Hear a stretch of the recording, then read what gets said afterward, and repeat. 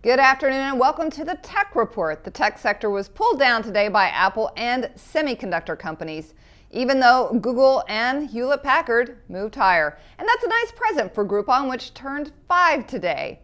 And it is a little surprising that Apple is down, considering that its latest product, the iPad Air tablet, went on sale today in stores. TheStreet's technology editor Chris Siacha explained to me what all the fuss is about. Chris, the Apple iPad Air has gotten amazing reviews. Now, is that going to translate into big sales? Yes, absolutely, Deb. On Apple's earnings call, CEO Timothy D. Cook said that he thinks it's going to be a quote-unquote iPad Christmas. With the reviews coming in glowingly on the iPad Air, I'm expecting to see big lines at Apple stores around the country and around the globe, translating into big sales for Apple. But so many people have already bought iPads. Is this the type of product that you're going to ditch your old iPad for the new iPad Air? Definitely. It's 20% thinner than last year's version. It's taken its design from the iPad mini, which has been a really big hit for Apple. So not only is it 20% thinner, but it also has more screen on the tablet, so you can actually see movies and videos playing on more of the tablet. It has a faster chip, which translates into better graphics and video usage. This is a huge upgrade from Apple's previous versions. Are they hoping that people will start to upgrade their tablets like they upgrade their phones? Is that the idea? That's probably what's going to happen.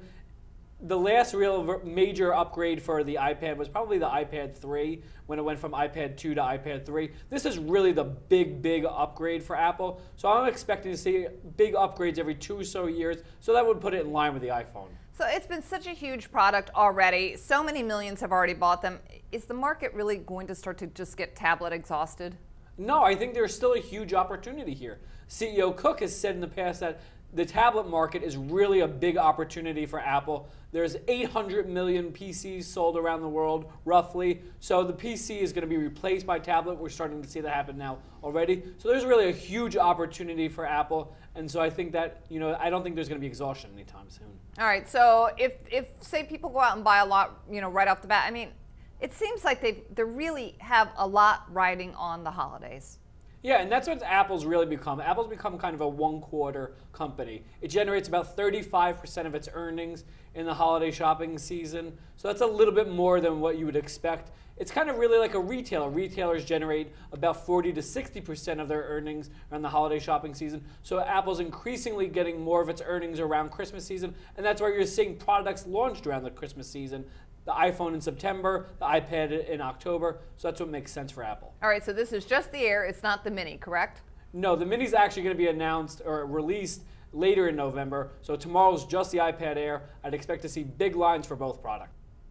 Well, not to be outdone by Apple, Google had a launch of its own today. Brittany Umar is here to tell us more about Google's Nexus 5. Google gave consumers a treat on Halloween, debuting its new Nexus 5 smartphone. Google's Nexus 5 runs on the newest Android operating system, KitKat, which is said to feature better search, improved security, and more immersive displays. The phone is thinner and lighter than the previous generation, has a faster processor, an HDR camera, and new categories in the Google Now application.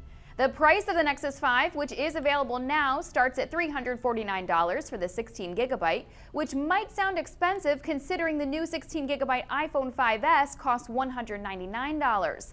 But the same iPhone that is unlocked actually goes for $649, nearly double the cost of the Nexus 5.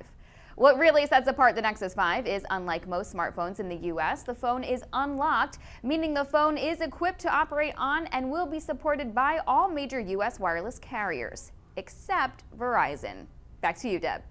Thanks, Brittany. Next week, all eyes will be on Twitter. The company is expected to go public on Thursday at the New York Stock Exchange, and we'll give you the latest on that offering as it happens. For now, I'm Debra Borchardt, and this has been the Tech Report.